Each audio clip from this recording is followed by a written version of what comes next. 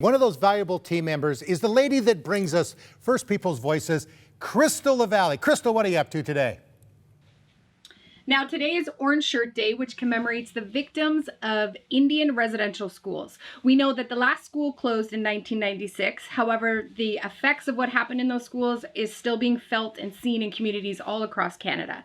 Now, the bonus is that First People's Voices is actually on the move to Waskaganish, Quebec today. So here's all of the gear that we're taking with us.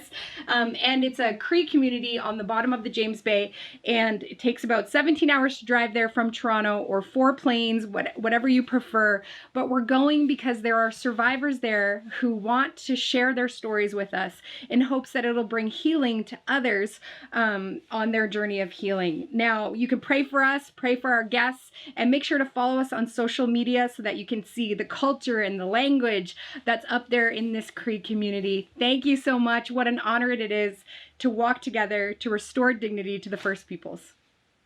Oh, thank you so much, Crystal. We will be praying for you and your team. And, you know, Orange Shirt Day, and we have your orange shirt. You literally took this off and put it right here on the desk. That's right, I was wearing it. Orange Shirt Day started in 2013.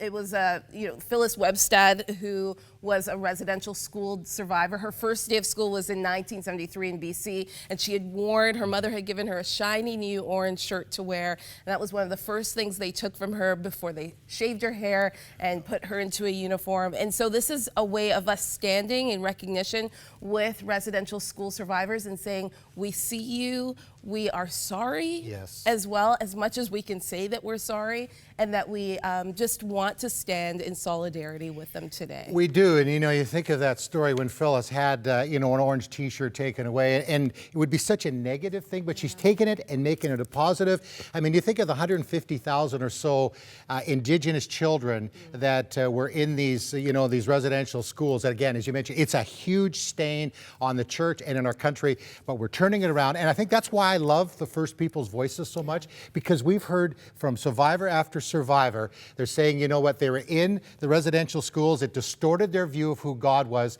but now they've entered into a relationship with Jesus, and it's bringing reconciliation. So I was wearing it today, and as soon as we're done here in this program, I'm going to put it back on, and because every child matters, and that's why we do it. And it's also for, bullying and racism. Those are also a part of it too. So again, if you haven't got your orange t-shirt, and they're harder to find, really I had to get my wife to find this one for me, but do wear it today. And if people say, hey, why are you wearing an orange t-shirt? Then you can explain why. Absolutely. More 100 Hutley Street to come.